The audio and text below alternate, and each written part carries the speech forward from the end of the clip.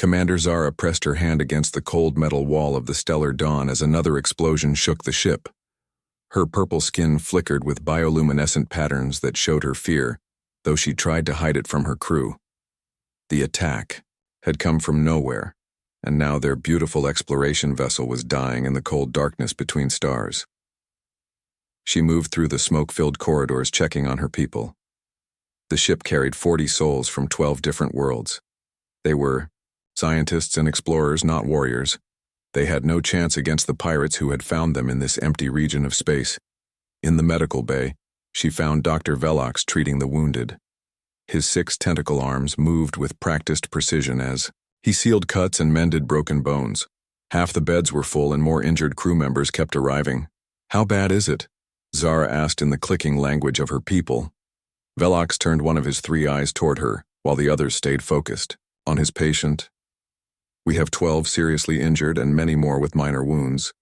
But Commander, our medical supplies are running low. The pirates destroyed our storage bay." Zara felt her heart sink. They were 3 months from the nearest friendly port. Even if the ship could move, which it could not, they would never survive that long. She touched the doctor gently on what passed for his shoulder and moved on. The engine room was worse. Chief Engineer Thrix was covered in burns from trying to save the main reactor. His insect-like wings were singed and one of his 4 arms hung useless at his side. But he still worked, pulling melted components from the engine core. "Commander, the situation is critical," Thrix said without looking up. "The pirates knew exactly where to hit us. Main engines are gone, secondary power is failing. We have maybe 7 days of life support left if we shut down everything else." 7 days? Zara had been in space for 40 years and she knew what that meant. They would die here. Their distress signal would travel through empty space for years before anyone heard it. By then they would be frozen. Corpses drifting in a dead ship. "Send the distress signal anyway," she ordered. "Maybe someone will hear it." Thrix looked at her with his compound eyes reflecting her image 1,000 times. "Commander, the nearest ship is months away." "I know," Zara said, "but we must try." She made her way to the bridge where the rest of her senior staff had gathered. Lieutenant Crix stood at the communication station. His forearms dancing over the controls, Navigator Yellen sat at her post, though there was nowhere to navigate to. Security Chief Brack paced back and forth, his massive frame making the deck plates groan. "Report," Zara said as she took her command chair. Crix turned to her. "Distress signal is transmitting on all frequencies, but Commander, we are in the void between the Kalos system and the Terran frontier. There is nothing here. No trade routes, no colonies, no patrol ships." "What about the humans?" Yellen asked, her blue skin shimmering with hope. "Earth is only 2 weeks away at maximum speed," Brake snorted. "The humans. They have been in space for barely 100 years. They still use chemical rockets on half their ships. What could they do against pirates? Even if they hurt us, they would just become victims too." Zara had to agree. The humans were the newest species to join the galactic community. They were considered primitive by most standards. Their ships were ugly and slow. Their technology was decades behind everyone else, but they were also the closest. "Send the signal toward Earth space too," Zara ordered. At least they should know to avoid this area. For 3 days they waited. The ship grew, colder as power failed. Crew members huddled together for warmth, sharing what little food and water remained. Zara walked among them, offering what comfort she could, though she had little hope herself.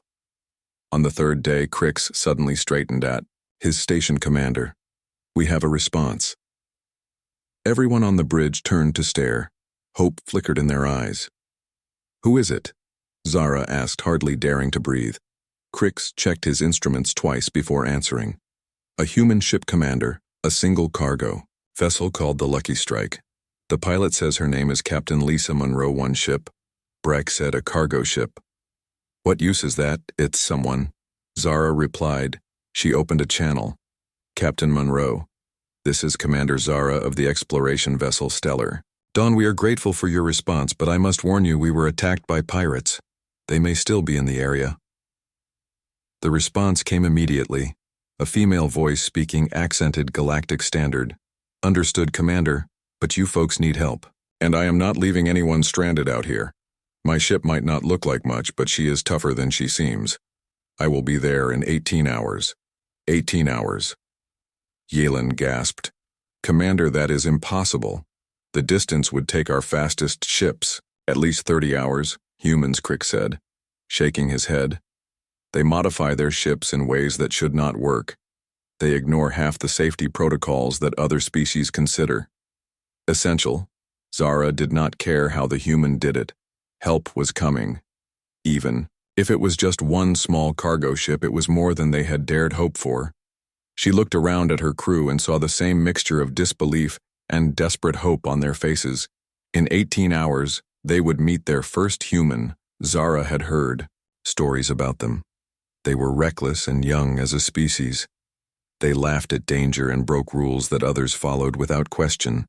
Some called them crazy, others called them lucky. As Zara looked out at the stars, she wondered which one Captain Lisa Monroe would turn out to be. 17 hours and 43 minutes later, a ship dropped out of hyperspace near the stellar dawn. Zara stared at the vessel on their failing sensors and could not believe what she saw. The Lucky Strike looked like someone had welded spare parts together and called it a ship. Exposed pipes ran along its hull. Mismatched armor plates covered what might have been battle damage. The engine pods were clearly from 3 different manufacturers. That is their rescue ship. Brack asked, his voice full of doubt. It looks like it should be in a scrapyard. It is moving at speeds that should tear it apart. Yellen observed, checking her readings again. Those engines should not be able to work together, yet somehow they do. A cheerful voice came over the communications channel. Hey there, Stellar Dawn. This is Lisa Monroe requesting permission to dock. I brought some supplies and a whole lot of duct tape. Duct tape? Crix asked, confused. Is that a human weapon? Zara opened the channel. Captain Monroe. You are cleared to dock at Airlock 3. We are grateful for any assistance you can provide. Happy to help, Lisa replied. See you in 5 minutes. The entire senior staff went to meet their rescuer. Zara did not know what to expect from a human. She had seen pictures but had never met one in person. They waited as the airlock cycled and then the door opened. Lisa Monroe stepped through and Zara's first thought was that she seemed impossibly small. The human woman stood barely to Zara's chest level. She had warm brown skin and black hair pulled back in a messy knot. Her clothes were stained with oil and patches covered the worn fabric. She carried 2 large bags that looked too heavy for her small frame. Lisa looked up at the assembled aliens and grinned widely. Hi, folks. Sorry about the mess, but I came as fast as I could. She set down her bags and looked around at the damaged corridor. This looks worse than I expected. How many injured do you have? 12 seriously wounded. Dr. Velox said, stepping forward, his tentacles writhing nervously. Many more with minor injuries. Lisa nodded and pulled a smaller bag from her shoulder. Medical supplies are in here. I raided 3 stations on the way here. She handed the bag to Velox, who took it, with trembling tentacles. These should work on most species, but let me know if you need anything specific. You stopped at 3 stations on your way here? Zara asked, amazed. That should have added days to your journey. Lisa shrugged. I know a few shortcuts. Plus, when I told them it was a medical emergency, everyone was happy to help. People are generally good that way. Brack stepped forward, towering over the small human. You came alone. 1 human against pirates who destroyed a ship 10 times your size. You are either very brave or very foolish. Lisa looked up at him without any fear showing on her face. Maybe a little of both. She said with another grin. But my grandmother always said that the size of the fight in the dog matters more than the size of the dog in the fight. What is a dog? Crix whispered to Yellen, who just shook her head in confusion. Now then, Lisa said, clapping her hands together. Let's see what we can do about your ship, Chief Engineer. Where is your engine room? Thrix stepped forward, his burned wings twitching. The engines are destroyed, human. There is nothing you can do. Lisa looked at him and her expression softened. I am sorry about your injuries, that must hurt terribly. But let me take a look anyway. You would be surprised what Humans can fix with the right motivation. She followed Thrix to the engine room with Zara and the others trailing behind. When Lisa saw the destroyed engines, she let out a low whistle. The pirates really did a number on this. She set down her tools and began examining the damage. Her small hands moved over the melted components and broken conduits. She pulled out a device that looked like it was held together with tape and wire, then began scanning the engines. "Your main problem is that you are trying to fix it the proper way," Lisa said as she worked. "Your technology is beautiful, but it is also really complicated. Sometimes the ugly solution is the one that works." She pulled out actual tape from her bag along with lengths of wire and components that Zara did not recognize. For the next 6 hours, Lisa worked without stopping. She crawled into spaces that should have been too small for her. She connected systems that were never meant to work together. She sang while she worked, strange human songs about roads and sunshine. The crew gathered to watch her work. They had never seen anything like it, where their engineers would carefully calibrate each connection. Lisa just forced parts together until they fit. Where they would run complex calculations, she eyeballed it and made adjustments based on sound and instinct. "This should not work," Thrix kept saying as he watched her. "This violates 12 different principles of engineering." Lisa emerged from under a console covered in coolant and grime. "Yeah, but it is working, isn't it? Look, your power readings are up 15% already." She was right. The emergency lights were brighter, the air was flowing better. It was impossible, but it was happening. How? Velox asked, his 3 eyes wide with amazement. Lisa wiped her face with an equally dirty rag, smearing the grime around. "Well, you see, humans have not been in space very long. We had to learn to make do with what we had. My grandfather fixed vehicles on Earth with whatever he could find. He taught me that anything can be fixed if you are stubborn enough." She went back to work and the crew watched in fascination. Here was a member of the youngest spacefaring species showing them things they had never imagined. She treated their advanced technology like a puzzle to be solved rather than something to be feared or respected. After another 4 hours, Lisa finally stood up and stretched. "There we go. That should hold for a while. You will not be winning any races, but you can limp to a station for proper repairs." Zara checked the readings. Partial engine power had been restored. Life support was stable. It was a miracle, Captain Monroe. Zara began, but Lisa held up a hand. "Just Lisa, please, and we are not done yet. Those pirates might come back and we need to be ready." The journey to Station 7 took 5 days, with Sandy Ship helping to pull them, and Lisa improvised repairs holding the stellar Dawn moved slowly through space. During those days, Zara learned more about humans than 40 years of reports had. Taught her. Lisa spent her time moving between both ships, checking systems and making more impossible repairs. She taught Thrix human engineering, which mostly consisted of hitting things until they worked and using something called zip ties for everything. The insect engineer was scandalized at first but could not argue with the results. In the medical bay, Lisa worked with Velox to treat the wounded. She shared human medical knowledge, which was surprisingly advanced in some ways, and shockingly primitive in others. "You put needles into people to stop pain?" Velox asked, his 3 eyes wide. "That is barbaric, but it works," Lisa replied as she demonstrated on a willing patient. "See, acupuncture has been around for thousands of years. We humans are good at finding what works even if we do not always understand why." The patient, a young Altarian named Sela, relaxed as the needles did their work. She had been in constant pain since the attack, but now she felt relief. "Tell me more about Earth," she asked Lisa. Lisa sat beside her bed, happy to share. "My favorite place on Earth is a beach in Hawaii. The sand is warm and white. The ocean is so blue it hurts your eyes to look at it. You can sit there and watch the sun set, painting the sky in oranges and purples and reds. And the best part is the sound. The waves just keep coming one after another like the planet is breathing." Sela closed her eyes, trying to imagine it.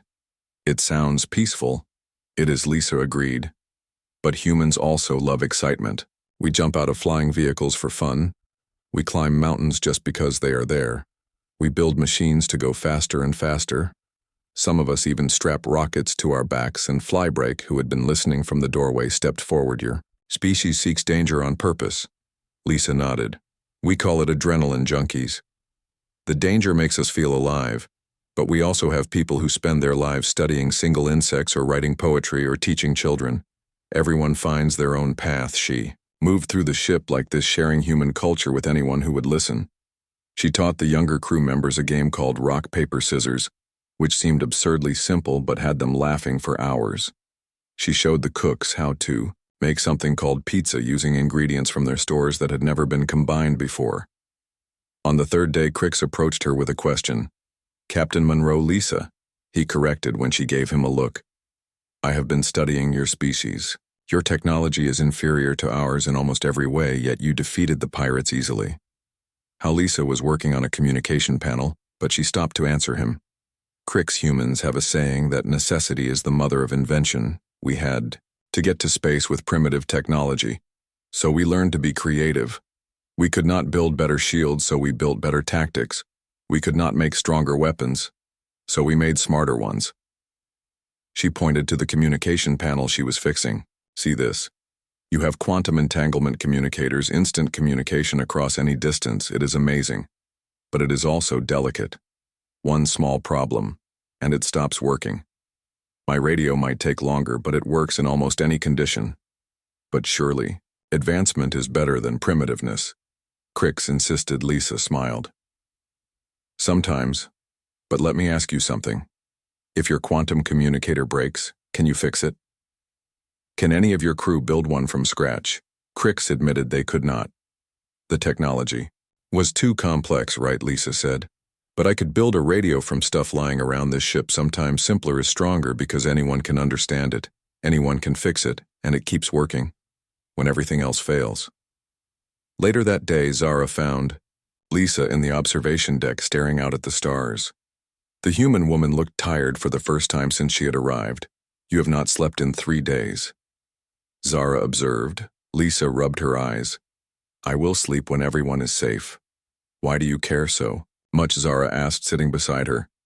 We are strangers, aliens. You owe us nothing. Lisa was quiet for a moment, then she pulled out a small device from her pocket. She showed Zara an image of a blue and green sphere floating in space. That is Earth, she said. Every human who goes to space carries a picture of home. It reminds us that we are all from the same tiny ball of rock, floating in an infinite universe. We had wars that almost destroyed us. We hated each other for stupid reasons like skin, color, or what part of the planet we were born on. She put the device away and looked at Zara. Then we saw Earth from space for the first time, and everything changed. We realized how small we were, how precious life is. Now when we see anyone in trouble, human or alien, we remember that we are all just trying to survive in this big, dark universe. Sandy's voice came over the intercom, breaking the moment. Hey Lisa, we got company. Looks like a patrol ship from the Galactic Authority. Zara felt nervous. The Galactic Authority might ask questions about the battle. They might blame them for the violence, but Lisa just stood up and stretched. Do not worry, she said, I will handle this. The patrol ship was sleek and powerful. Everything the human ships were. Not the officer who appeared on the screen was a Zentari. Tall and proud with silver skin and an attitude of superiority. This is Commander Valeth of the Galactic Authority. We detected weapons fire in this region. Explain. Lisa stepped forward. Hi there, Commander, I am Captain Lisa Monroe. The Stellar Dawn was attacked by pirates. We helped defend them and sent the pirates running. Valeth's eyes narrowed. Humans, you have no authority here. Your species is barely recognized by the Council. Lisa's expression did not change, but Zara saw something shift in her eyes. You are right, we are new to space. We do not have your fancy ships or your ancient authority. But we have something you seem to have forgotten. We care about people more than rules. Valeth looked offended. You dare, I dare. Lisa interrupted. Because while you are worried about authority, 40 innocent people almost died. And where were you? Where was your patrol when the pirates attacked? Where was the Galactic Authority when they sent their distress signal? I will tell you, we're nowhere. But humans were here, we answered, because that is what you do when someone needs help. The bridge was silent. Everyone waited to see what would happen. Challenging the Galactic Authority was dangerous, even for established species. For humans who were still provisional members, it could mean exclusion from galactic society. Lisa was right about the pirates. They returned the next day, 3 ships appearing on the sensors like predators, sensing wounded prey. The crew of the Stellar Dawn felt their hope turn to despair. They had partial engines, but no weapons. The pirates would finish what they started. Zara stood on the bridge watching the approaching ships. Lisa stood beside her, seeming remarkably calm for someone about to die. The human woman was eating something from a crinkled package that smelled of salt and vinegar. Want some? Lisa offered, holding out the package. They are potato chips. Good for stressful situations. How can you eat at a time like this? Brack demanded his hand on his useless weapon console. Lisa shrugged. I think better on a full stomach. Besides, I have a plan. What plan could possibly save us from 3 pirate ships? Yelena asked, her voice shaking. Lisa grinned and pulled out a communication device from her pocket. Watch and learn. She activated the device and spoke into it. Hey boys, time to earn your keep. Who are you talking to? Crix asked, but Lisa just winked at him. The pirate ships were close now. Close enough that Zara could see their weapon ports opening. The lead ship sent a message. Stellar Dawn, you should have died when you had the chance. Now we will take our time with you. Lisa grabbed the communication console before Crix could respond. Her entire demeanor changed, and when she spoke, her voice was different, harder and somehow more dangerous. Pirate vessel. This is Captain Lisa Monroe of Earth. You are threatening people under my protection. You have 10 seconds to change course or face the consequences. The pirates laughed. Who is this Earth? You are nothing. We have never even heard of your pathetic world. Lisa counted, down on her fingers. 10, 9, 8, 7, 6, 5, 4, 3, 2, 1, time's up. She pressed something on her device and suddenly space around them erupted in light. Missiles appeared from nowhere, dozens of them streaking toward the pirate ships. But these were not normal missiles. They moved in impossible patterns, defying physics as the aliens understood it. What are those? Thrix gasped. Lisa grinned. Modified mining charges, she said. I stopped at a mining station on the way here, told them I needed to clear some asteroids. They were happy to help Nice people miners. Very understanding about creative solutions. The pirates tried to shoot down the missiles, but they could not predict their movements. The human weapons seemed to have a mind of their own, dodging and weaving through space. One pirate ship took 3 hits to its engines and went dark. Another lost its weapon systems. But the third ship, the largest one, managed to avoid most of the missiles. It turned toward the Lucky Strike and fired. Lisa's ship was too small and weak to survive such an attack. Lisa did not seem worried. She pulled out another device, this one looking even more improvised than the last. She flipped a switch and suddenly the Lucky Strike was not there anymore, or rather it was everywhere. Dozens of copies of the small cargo ship appeared on the sensors. Holographic projectors, Lisa explained to the stunned bridge crew. Another mining tool. They use them to map asteroid fields. I just modified them a little. The pirate ship fired at the false targets, wasting their ammunition. Lisa used the confusion to move her real ship behind them. Then she did something that made even Brack gasp in admiration. She rammed them. The Lucky Strike was tiny compared to the pirate vessel. But Lisa had aimed for their engine exhaust ports. The impact was devastating. The pirate ship spun out of control, venting atmosphere and fluids. The first pirate ship was trying to restart its engines. Lisa opened a channel to them. You boys, want to keep playing, or would you like to leave while you still can? The pirates fled. They gathered their damaged ships and jumped to hyperspace as fast as their wounded engines could manage. The crew of the Stellar Dawn stood in shocked silence. How? Lisa said simply, when she saw their expressions. Humans have been fighting each other for thousands of years. We got really good at it. Then we realized it was better to work together. But we kept all those fighting skills just in case. You defeated 3 ships with mining equipment. Velok said, his tentacles writhing in what might have been all. Lisa shrugged again, a gesture Zara was beginning to recognize as very human. When you do not have much, you learn to use everything as a weapon. My species went to our moon with computers less powerful than the phone in my pocket. We are good at making do. She pulled out her communication device again and made another call. Hey, Sandy. Yeah, it is me. I need a favor. Can you escort a damaged ship to Station 7? Yes, I know you are on vacation. I will owe you one. Thanks, friend. Another human is coming. Zara asked. Lisa nodded. Sandy Chen runs a transport ship. She was visiting her family nearby, but she will help. She is good people. Zara was beginning to understand that good people was the highest compliment a human could give. Over the next few hours as they waited for Sandy, Lisa shared more of her supplies with the crew. She had brought food from Earth, simple things like sandwiches and fruit, but the crew was amazed by the flavors. She sat with the injured telling them stories about Earth. She described blue skies and green forests, oceans that covered most of the planet. She talked about cities with millions of humans living together and working together, despite their differences. Your world sounds chaotic, Velox observed as he treated a patient with the human medical supplies. Lisa laughed. Oh, it is definitely chaotic, but it is also beautiful. Humans are messy and loud and we make mistakes all the time. But we also help each other. We see someone in trouble and we just have to help. It is who we are. Why? Zara asked, genuinely curious. Most species help their own kind, but you came to help complete strangers. Lisa thought about it for a moment. Because my grandmother survived a war when she was young. Someone she had never met risked their life to save her. She taught me that kindness is the most powerful force in the universe. When you help someone, you create ripples that spread further than. You can imagine Sandy Chen arrived 6 hours later. Her ship was just as patched together as Lisa, but it was larger. She helped attach tow cables to the Stellar Dawn.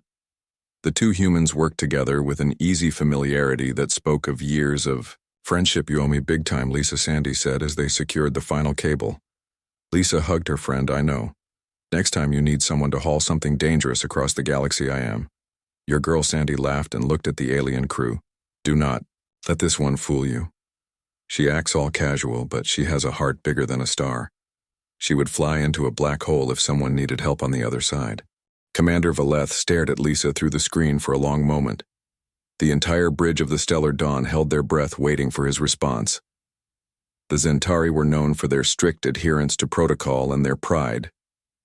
Being challenged by a human, a member of the newest and least advanced species, was unthinkable. Then something unexpected happened. Valeth's expression softened just slightly. You responded to their distress call. He said it was not quite a question.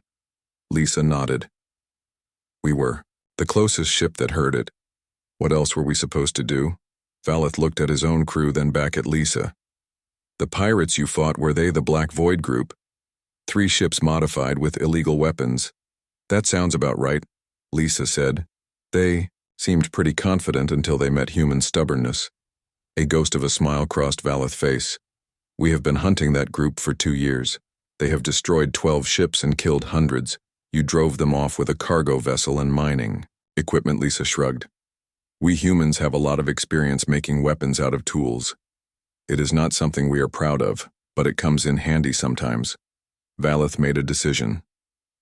Captain Monroe, I will need a full report of the incident, but I will also be recommending that Earth receives full membership in the Galactic Council immediately. Any species that shows such courage and compassion deserves a voice. The bridge erupted in celebration, but Lisa just smiled and said, Thanks, Commander, that means a lot. After Valeth's ship left, they continued toward Station 7. On the final day, Lisa gathered everyone who could move in the main cargo bay. She had been working on something secret with Sandy, and now they were ready to reveal it. Zara and her crew gathered, curious about what the humans had done. The cargo bay had been transformed. Lights were strung everywhere, twinkling like stars. Tables were set up with food from both ships, and someone had found music to play. What is this? Zara asked.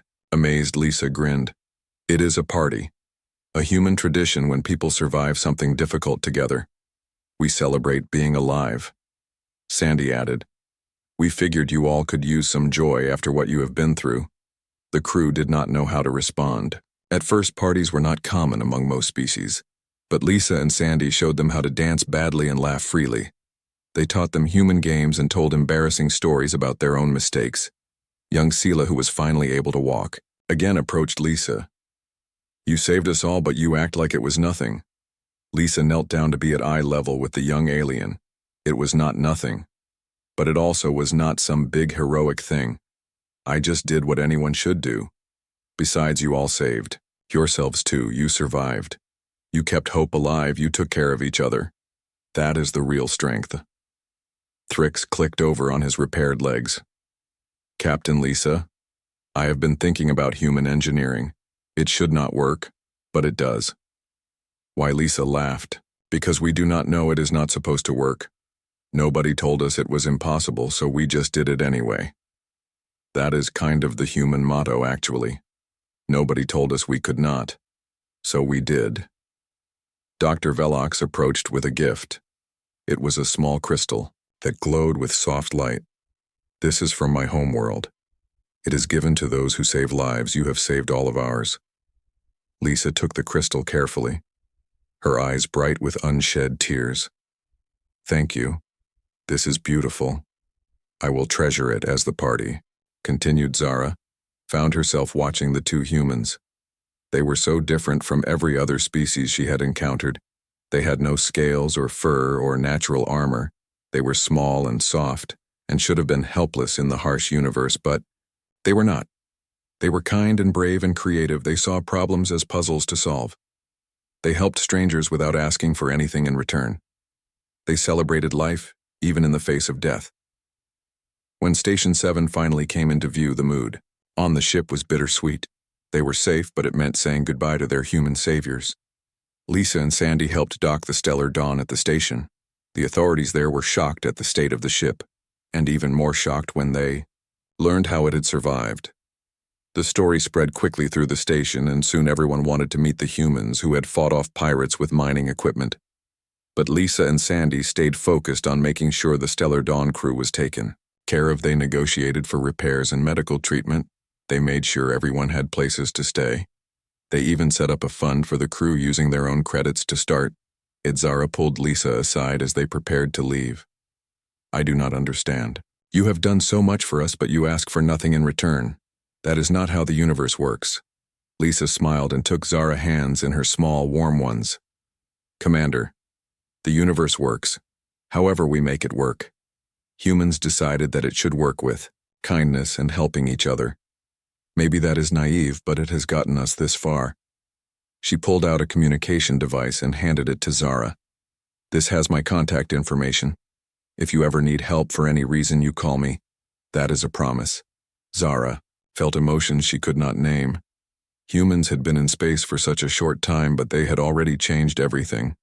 They brought hope and compassion, and the crazy belief that anyone could be saved, as the Lucky Strike and Sandy ship prepared to leave. The entire crew of the Stellar Dawn came to see them off, 40 souls from 12 different worlds, all united in their gratitude for two humans who had answered their call. Lisa stood at the airlock and waved. Remember what I said about ripples? You all survived something terrible. Now you get to spread that story. Show the universe that kindness is not weakness. Show them what humans taught you, that everyone deserves help when they need it. The ships departed, but their impact remained. Zara filed her report with the Exploration Council. She told them everything about the human who had saved them with duct tape and determination. She told them about mining charges turned into weapons and impossible repairs that worked anyway. Within days, the story spread across the galaxy. The newest species, the ones everyone thought were primitive and weak, had shown courage and ingenuity that put older races to shame. Applications to visit Earth increased 1,000-fold. Everyone wanted to meet these humans who answered distress calls from strangers. Months later, when the Stellar Dawn was repaired and ready to fly again, Zara kept Lisa's communication device on her command chair. She had learned the most important lesson the humans had to teach. The universe was vast and cold and dangerous, but it did not have to be that way. If one small human in a patched-together ship could save 40 strangers, then anything was possible. If kindness could defeat pirates, then hope could defeat despair. If the youngest species could teach the oldest, then everyone had something to offer. The universe was changing. Humans had brought something new to the stars. They had brought the simple belief that everyone mattered, that no one should be left behind, that help should be given freely without thought of reward, and in a small cargo ship somewhere between the stars. Lisa Monroe continued on her way, ready to answer the next call for help, because that was what humans did. They showed up when no one else would, and they changed everything just by being themselves.